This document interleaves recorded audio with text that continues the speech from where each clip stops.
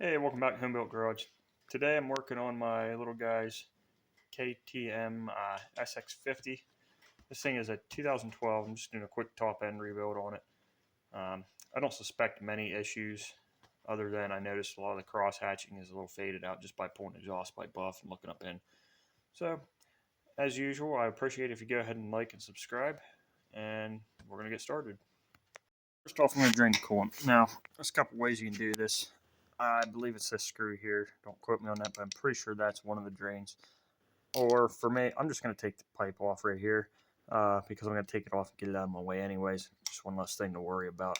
You know, the more times you take that out, the more likely the threads are to get worn out and cause issues. But I'm going to go ahead, knock it off here, drain the coolant, and continue along. Go ahead and knock it off here, and same spot in the other radiator. It's a good time to inspect it, make sure there's no issues. This one I've looked at recently, so I know it's good.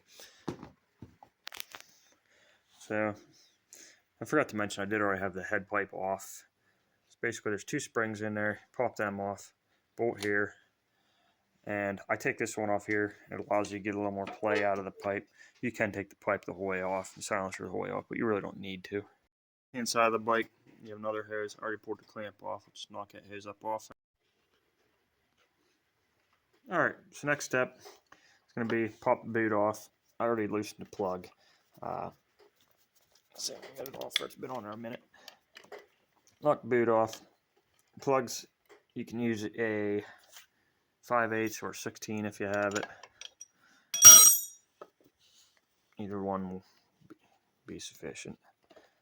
You gotta take the plug out, see how it looks, and they have a little O-ring on them. I believe that's just to kind of keep the dirt from falling down in. And this plug don't look too bad. It's a little wet, but it's been sitting. It's probably condensation more than anything. Alright, so next step is take the bolts off for the head. These are 10 millimeter, or wait, yeah, 10 millimeter socket. And there's 5 of them. Usually I'll go crisscross. I'll take this one off, then the one over here in the back, then this one, then on the other side, and on this side. Mostly just when you're loosening them. Once they're broke loose, it's not a big deal. You can go any order once they're broke loose. I'm not going to say that you actually have to do it that way. It's just good practice for any kind of head removal. It's kind of what we do for cars and trucks and everything else too.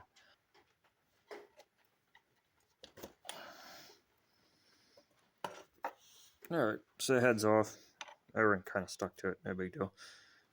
Overall, the head looks pretty good. I had this one off not long ago and actually rebuilt this engine. And what happened was when he was riding it, the brake hung up and he ended up overheating it. So I think that's what kind of polished out the cylinder. But anyways, a good thing to look at is look for any kind of soot traces kicking out. If you have anything like that, then there's a good chance that this O-ring was blown, or maybe your head isn't perfectly flat. You might want to take a second to stone it or try to true it up. But this one looks good, so I'm going to go ahead and knock that aside and try to get a look inside there. But as you can see, there's no cross hatches left on that. And we'll see how bad it is once I get it apart. It's kind of hard. You're getting a lot of glare there, but this it's a shame this top end didn't have much time on it. This is actually a brand new cylinder. But that's part of the game. The brakes hung up. He didn't know any better. He kept trying and trying. I looked down over the hill, and there's just steam pouring out everywhere, and he's still trying. So anyways, part of the game. We're going to go ahead and knock this off. You got 4 bolts on, 2 bolts on each side, 4 bolts total. And I think them are probably 10 millimeter also. Alright, so I'm getting ready to pull the cylinder off. I get the bolts off. They were 10 millimeters like I figured. The nuts were. So what I'm going to do is just hold my finger down in there and rotate this engine over until I feel that engine's the whole way down, or the piston's the whole way down. It's kind of hard one-handed here, but I'll try to get a look here. Let me just look at it. Should be pretty close. Yeah, I passed it. Alright, so that's close enough. And all that'll do is make it a little easier when you go to lift the actual cylinder up off, because the piston will be lower. It won't be having to go up as high to get it out of there. I'm going to go ahead and get a wooden block and knock that loose. Alright, so you don't want to just smack the side of this with a hammer. So what I got is a piece of an old handle, wood, and I'll take a hammer and beat on the end of that. Just give it a couple good taps. You could also probably pry up on that and break it loose that way, but you don't want to hit it with a steel hammer and destroy the cylinder. Okay, so I got it knocked loose. So whenever I'm pulling up on this cylinder, I'm trying to do this one-handed for you. I'm taking my finger, pushing down on the piston to keep the engine from falling, the piston from falling the cylinder the whole way up. And bear with me because it's being a little bit of a pain doing this one-handed. There we go. And that keeps that from falling up, keeps from having to go up too high. Now, if we look at the piston, I'll go ahead and pull it up now.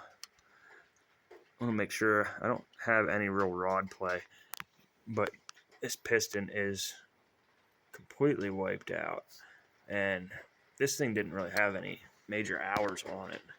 I don't suspect it got dirted out, simply because of the fact there's no real scratches on the intake side.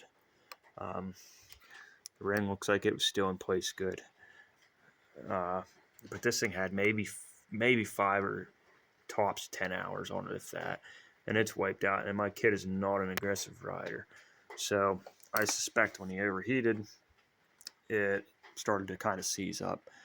And you can see the inside of this cylinder. I'm trying to get a good view at it. It's really not great. Best I can do is up top here. You can see there's no cross hatching in that left at all, really. Yeah, it's a little bit of galding there. Hopefully that'll clean up. See if I can feel it with my finger. It's going to be, I can't really catch it with a fingernail, so it's definitely not too bad. But I'm going to go ahead and run the hone in this and put cross hatches in it. Now, this is debatable. Some people don't recommend doing it, some people do. But like I said earlier, this is the type of hone I'm using. It just barely fits in, and you're going to go back and forth as you're running it on your drill. You don't want to run this fast. That's the last thing you want to do, is go wide open when you're drilling that and destroy it. So what you're looking for is, I think it's a 35 or 40 degree hot crosshatch. I can't say for sure, but something like that. Going slow, it's probably going to be right about that speed and be going in and out fairly quick. I'm going to go ahead and try to record this. We'll see how it goes.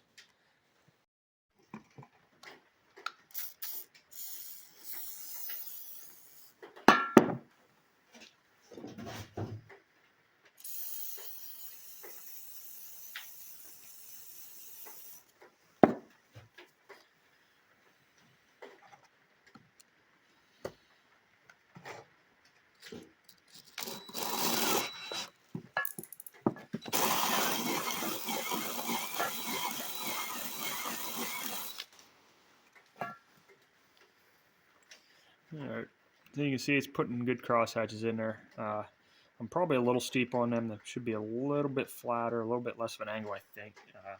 I just kind of go by eye on these. I've done enough of them between cars and trucks. Alright, so I got them cross hatched. It's kind of hard to see and really get a good look because it just looks like it's all scratched up like crazy, but it's really not. Cross hatches are patterned pretty decent. They could be a little better. But you want to make sure you wash this thing off when you're done. Blow through it, all the ports, intake ports on the sides, exhaust. Hose it down real good. Make sure it's clean because you don't want any of that gritty crap in there. Now that I got the cylinder ready to go, I'm going to go ahead, stick a rag in here, and knock the circlip out, pull the piston off there. So you want to make sure you have a real good clean rag sticking in there, so if that circlip does spring away on you, gives you less chance of it going down in. Also, it wouldn't hurt to cap this or tape this off. It's unlikely, but it's always a possibility your circlip could spring down and happen to fall in there.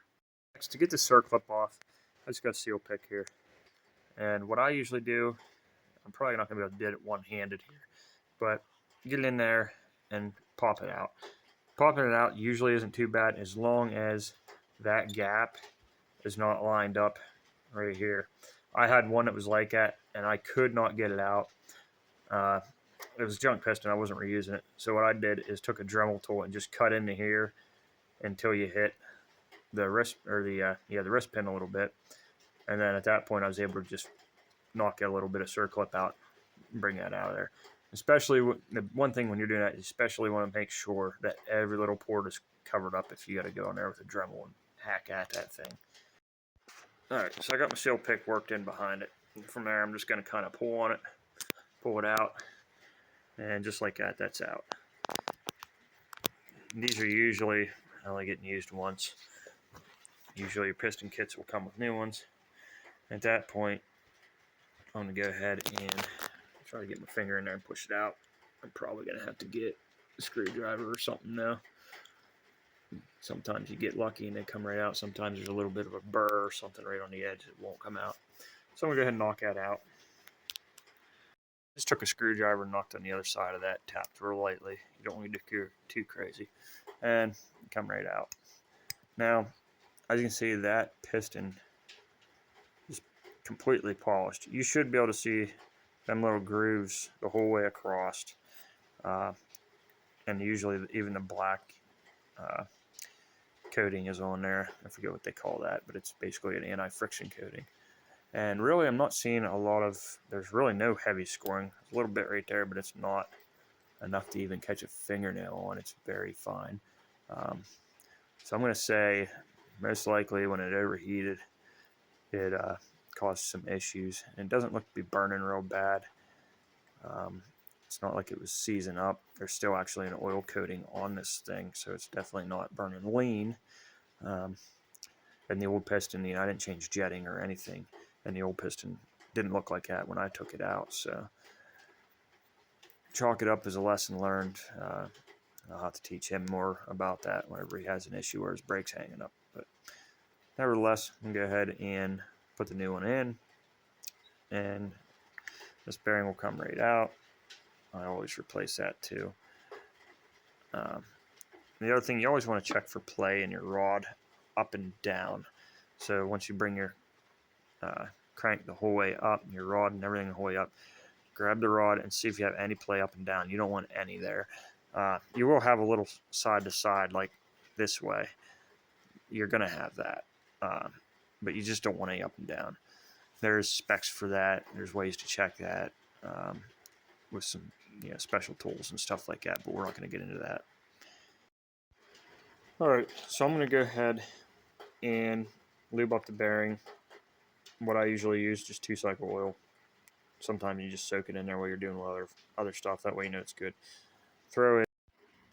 Alright, so some of the things you want to pay attention to is the piston. Right there it says exhaust. And that'll obviously point forward towards the exhaust. And the other thing is your piston ring. If you look, on one side there's no markings on, and the other side it actually says top on it. Probably gonna have a problem getting into focus, but right there you can barely see how it says top right there. So you gotta make sure you put that in correct also.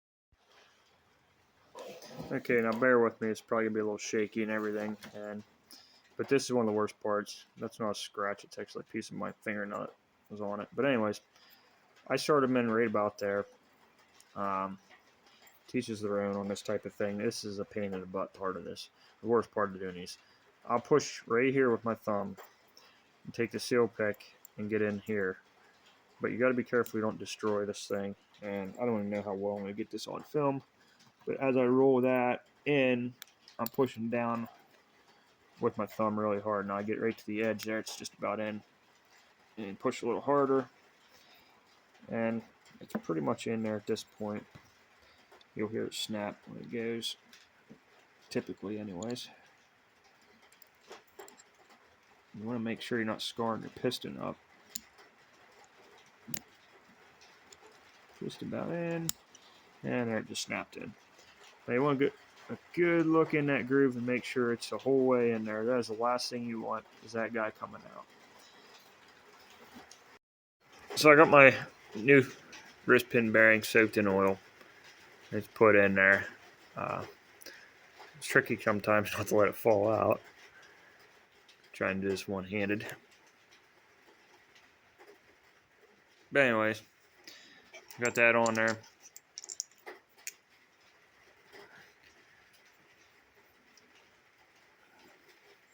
Piston, exhaust side forward. I'm probably going to put this camera down and get the wrist pin in there. Let's see here. Maybe. And I got this all lubed up already. I used 2-cycle oil. You could probably use ATF or something. Just a thin oil is what you want to use. And it's in the whole way. You can see the groove good.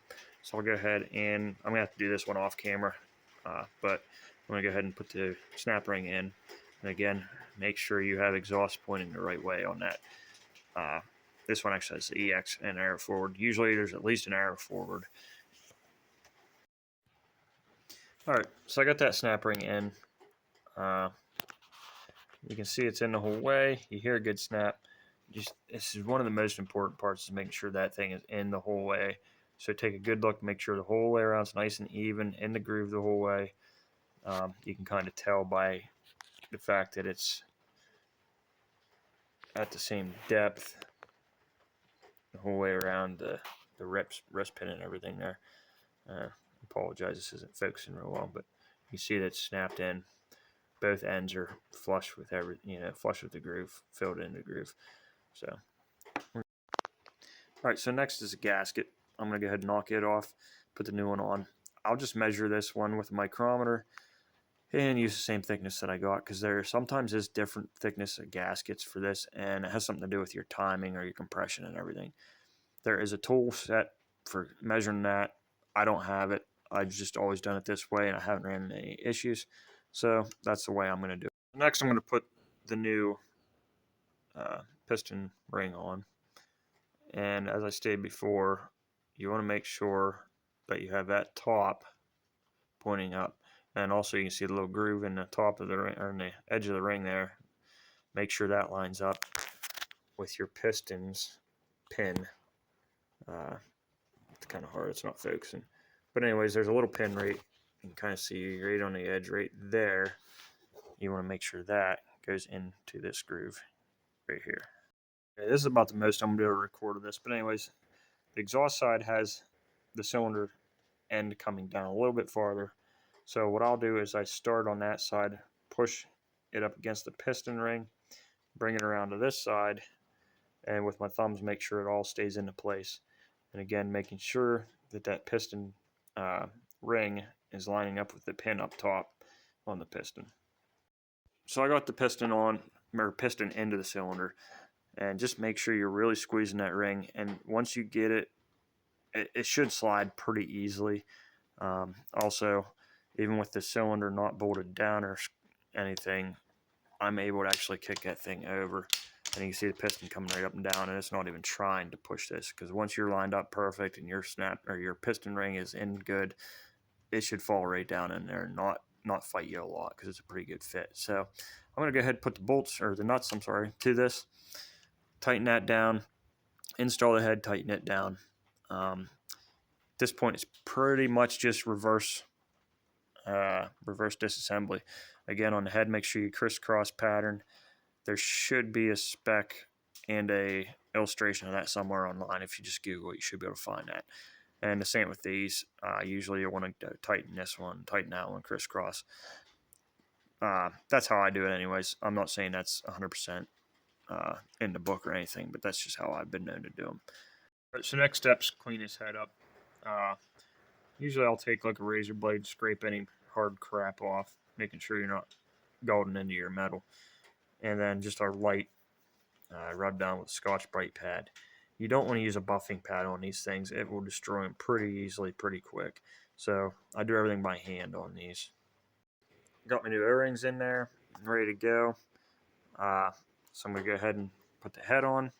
Right, so I got everything on there. I just got to throw the pipe on, the coolant hoses, throw some coolant in it. It's pretty much reverse assembly, so I'm not really going to record anything on that. I'll just do a recording of the first startup, and we'll go from there. So to get these springs on these exhausts, I just use a small pair of needle nose pliers and catch them right like that, pry them on and off like that. Sometimes you get a screwdriver in there or whatever. Whatever works for you.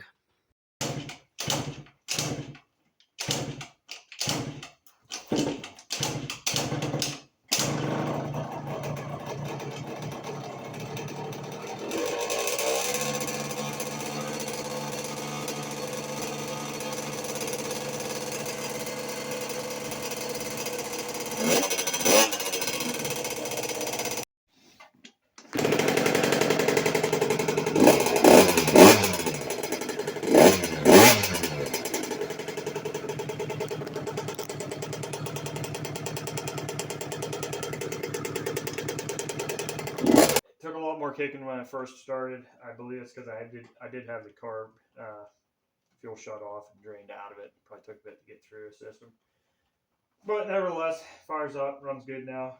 Uh, we'll see. I need to get a seal for this. I can't remember if them used to have a boot on them. I know the last one I had a sealant I put on it and it sealed that up pretty good. Uh, but this is actually a Pro Circuit silencer with a FMF Gold Series header pipe, so I'm going to change that out anyways. But anyways, get the smoke rolling in here. It smells good. Thanks for watching. Hope this helped you out. If it did, remember, like and subscribe. I greatly appreciate it. And we'll see you on the next one.